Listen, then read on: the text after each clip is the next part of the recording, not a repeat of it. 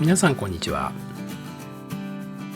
さあ今回はパリ美術館巡りの第5話ということで、帰国前日に訪れたベルサイユ宮殿、凱旋門などパリの観光名所をご紹介します。特にディナークルーズは天候も良く最高でした。見どころたっぷりの動画となっていますので、ぜひチャンネル登録の上じっくりとご覧ください。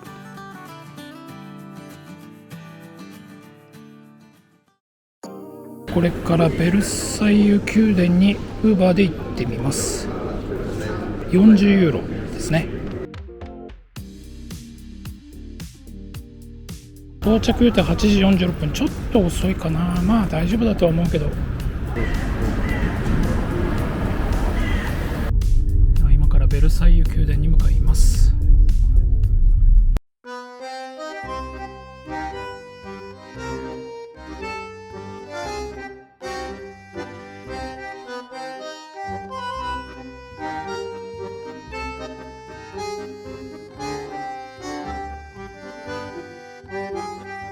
ベルサイユ宮殿の定休日は毎週月曜日、入場料は18ユーロ、ミュージアムパスが利用できます。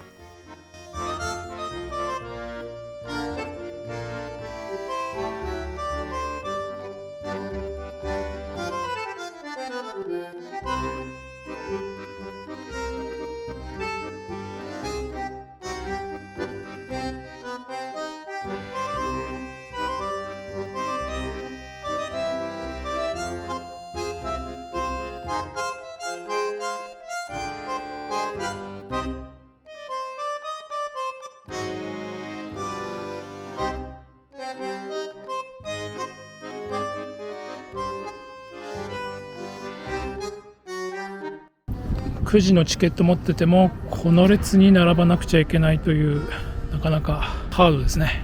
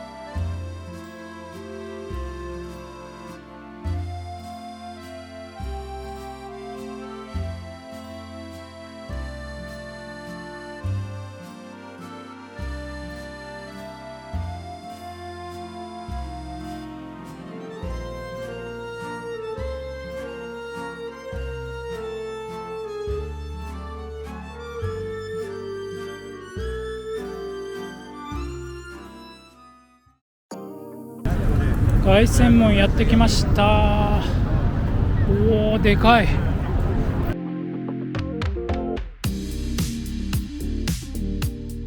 れはトイレだ。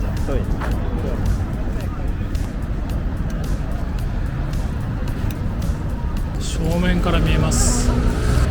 これは今わざと止まったんじゃないんですけど、でここの地下道をね通ってアクセスって書いてますね。なんかすごいピアノの音が聞こえるよ。多分この列はチケットない人の列なんだよね。凱旋門には定休日はなく、入場料は13ユーロ、ミュージアムパスが利用可能です。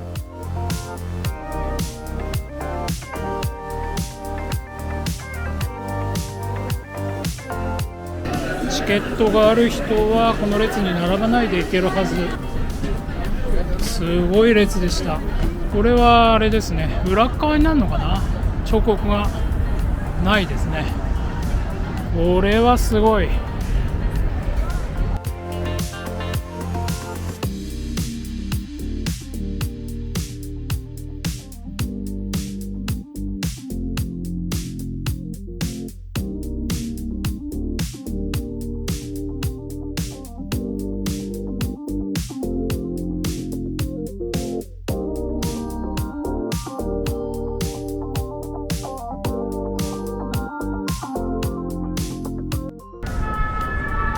天井の絵もすごい。あとこちらはね、無名戦士の墓なんですよね。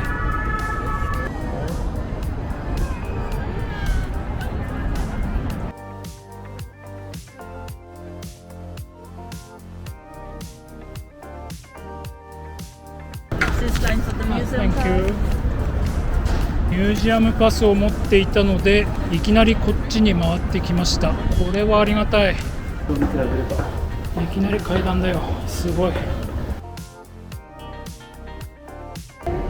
すごい。こんな感じ。おー、ようやく来たかな。あれでもまだ途中じゃないこれ。あ、でももう来たかな。まあ上にはトイレがあるんだね。洞窟みたいないい雰囲気になってますね。これは上から下を撮ってるんですね。これね、面白い。さてもう少しなので登ります。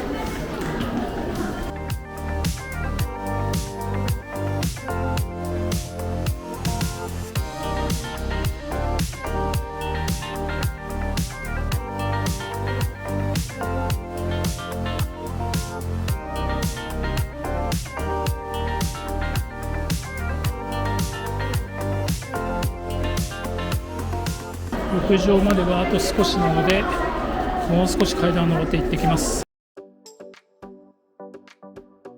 さあ青空が見えてきました。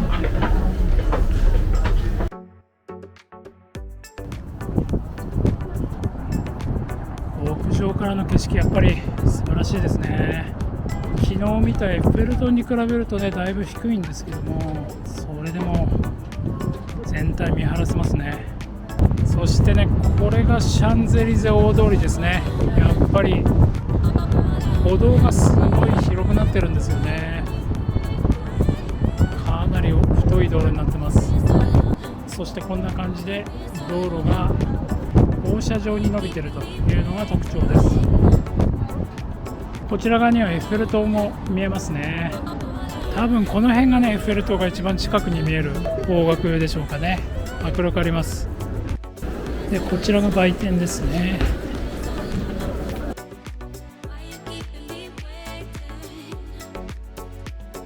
トートバッグは25ユーロですね。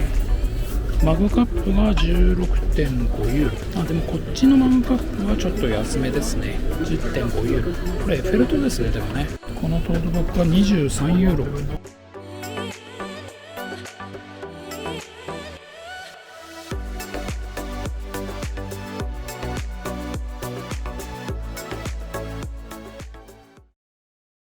今からシャンゼリゼ大通りをコンコルド広場に向かって歩いていってみます。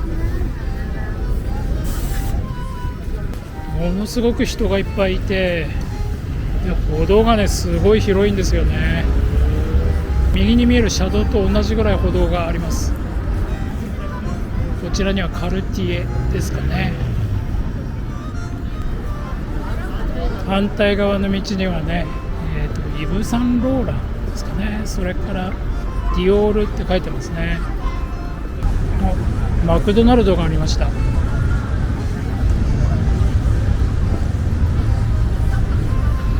れがマクドナルドですね。こちらにはブルガリがありますね。反対側にディオールが見えてます。なんか白い壁でね、かなり特徴ありますね。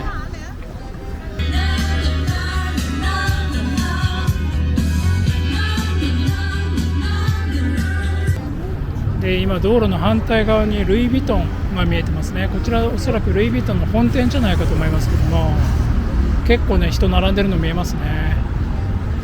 ピエール・エルメとロキシタンのお店ですね。向かいにはねピエール・エルメのカフェがありますね。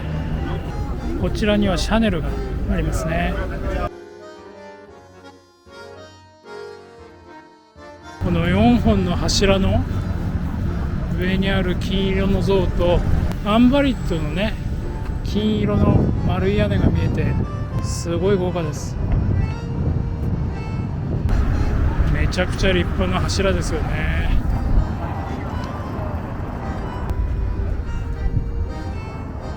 すごい。エッフェル塔の真上に太陽が昇っててすごいですね。向こうにグランパレが見えてて、こちらにはプチパレが見えてますね。今からコンコルド広場へ行ってみたいと思います。グランパレはこちらから見るとすごいよく見えます。何か工事してんですね。こちらはプチパレ、すごいですね。とてもプチパレって感じじゃないですよね。コンコルド広場のオベリスクが見えてきましたね。コンコルド広場やってきました。いやー、シャンゼリゼから30分ぐらい歩きましたね。ようやくやってきました。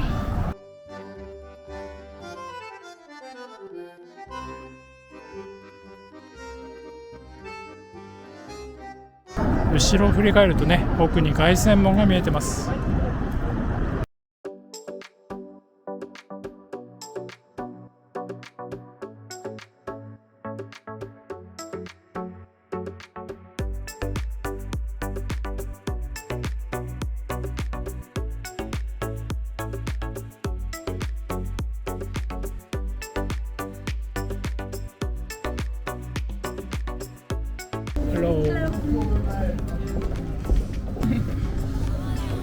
It's straight ahead and on your right.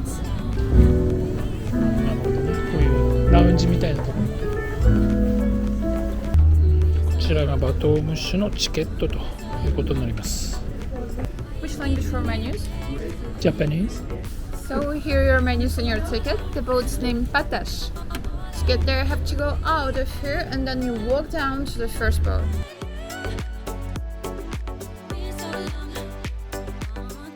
パタシェ、この船ですね。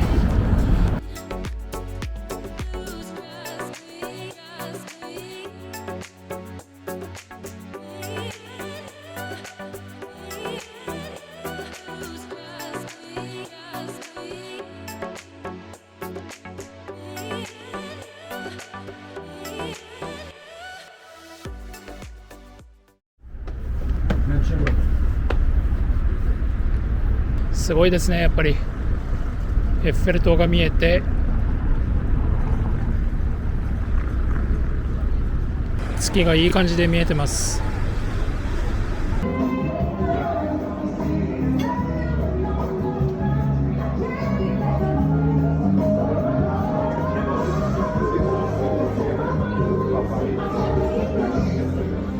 日本語のメニューがあるのは嬉しいですよね。そしてこちららが高校コースということで、今いるのがねここなので、こうルーブルとかそっちを回ってシテ島をねくるりと回ってきて、オルセーとかを見ながらエッフェル塔に行ってまた戻ってくると、そういう感じでしょうか。こちらはコースが2つあって、今回はエクセレンスっていうコースなので窓際確定ということで夜景が見えるということになります。出港が8時半なのであと20分ちょっとぐらいですかね。その前にシャンパンと、ソフトドリンクがね来てます。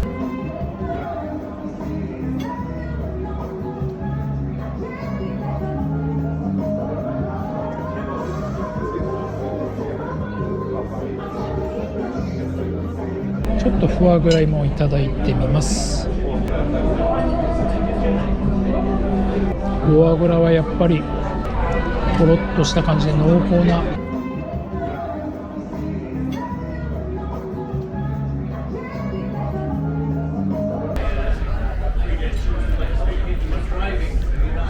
いよいよ動き始めました。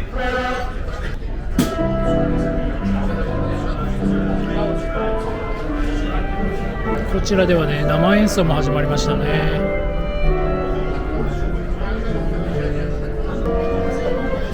手振ってる人もいるかな。8時半の出港でまだ完全には暗くなってないんですけども、雰囲気としてはね十分にいい感じの雰囲気かなと思います。今そちらに見えるのはグランパレーですね。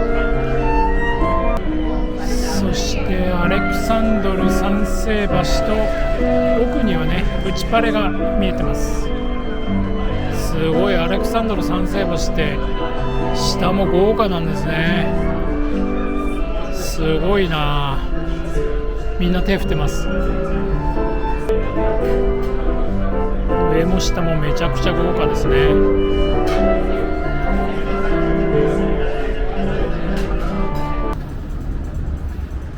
今目の前にはねコンコルド広場が見えてますね。そしてこの月ですよ、すごい。そしてこちらに見えるのはねオランジュリー美術館で、ずっと向こうにはねルーブル美術館が見えてますね。今ルーブル美術館が見えてきました。ルーブルはでかいですからね。こちらがルーブル美術館です。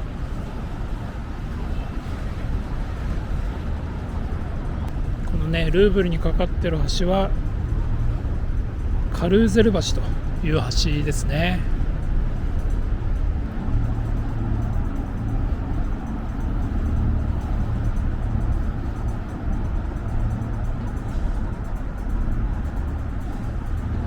これから通る橋はポンデザールっていう橋ですね。欄干がね透明な板でできてるんですよね。そして目の前に見えてるのがシテ島ですね。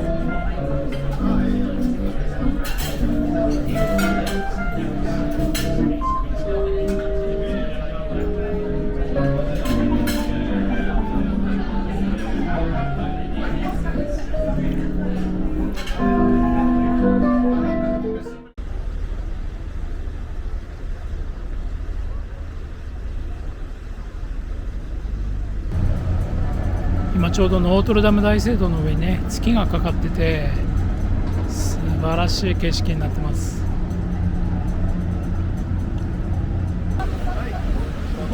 2, 3, 4 por bocado agora.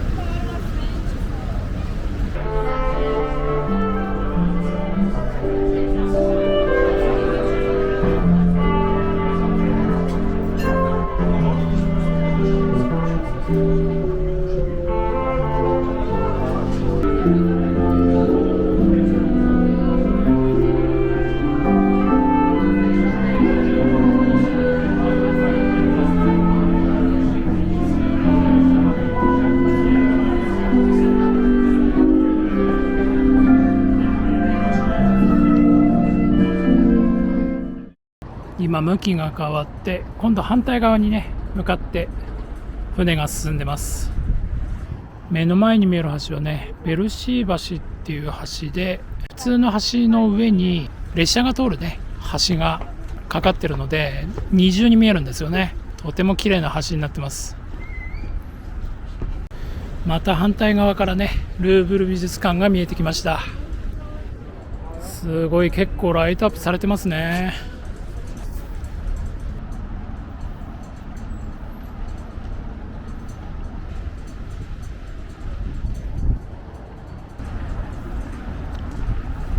そしてルーブルの向かい側に見えてきたのが三大美術館の一つオルセー美術館ですね。オルセー美術館はねこの時計2つね見える時計が特徴ですよね。こちらもね綺麗にライトアップされてて素晴らしいですね。でもやっぱこうやって見るとかなり大きいですよね、オルセー美術館もね。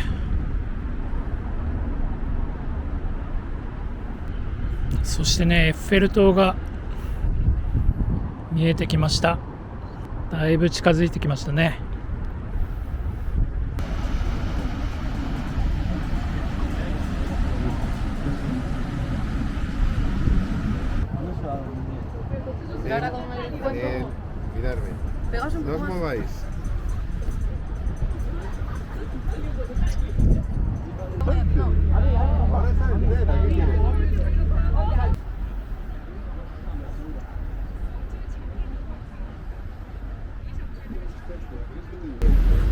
あと2分。そろそろ来ますよ、シャンパンフラッシュ。今日の色は黄色ですね。オレンジ色というかね。一昨日はね青色でしたからだいぶ見え方違いますよね。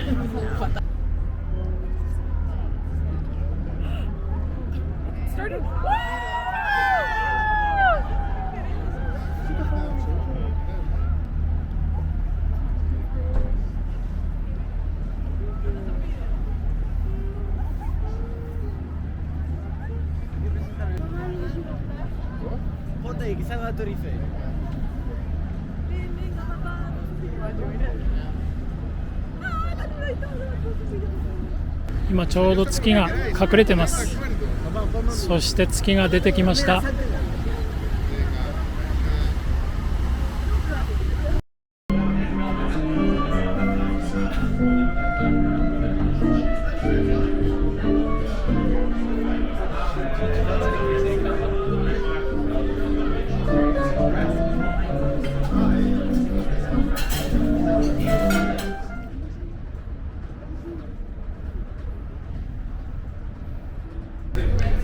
これはいいね、月が出てて。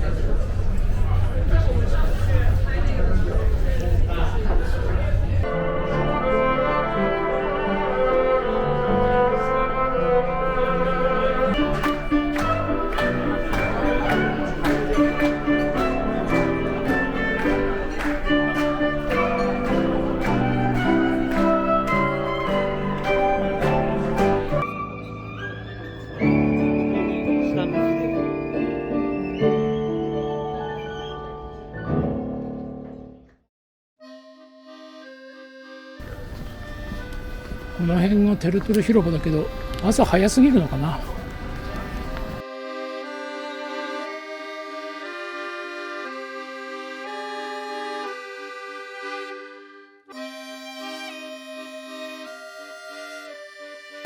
モンマルトルやってきました。やっぱり高いねここは。パリで一番高い丘ということで、パリが一望できるみたいですね。もうずっとあっちまでね、びっしり南京錠がねついてますね。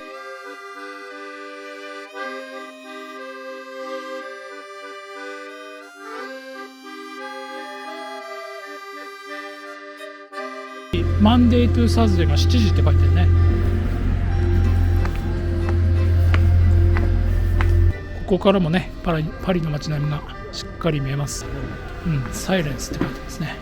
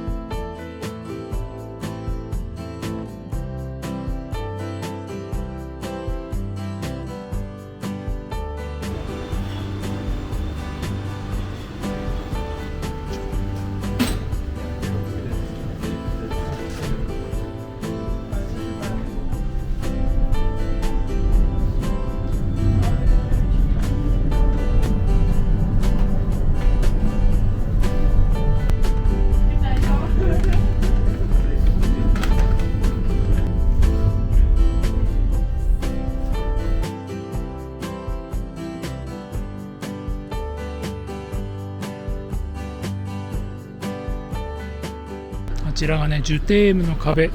ちょっと今朝早くて開いてないので遠くから撮るだけにしてます。少し左側の方に愛していますって書かれてますね、日本語でね。こちらは有名なムーランルージュですね。今でもねやってるみたいで夜とか見れるみたいですが、飾りのすごいカフェが2軒並んでますね。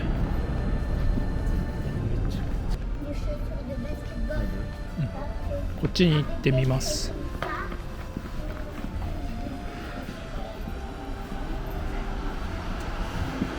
Outside or inside?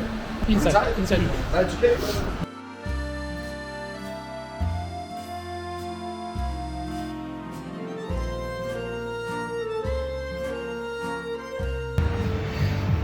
じゃあこっちのねクロワッサン入りの朝食とこちらのパンケーキとみんなカフェみんな Viennois. Café Viennois. Okay? すごいパリパリ、すごいパリパリ。こちらのカフェビノはウインナーコーヒーみたいな感じですかね。ちょっとこれだけ食べてみます。ふわふわな生クリームですね。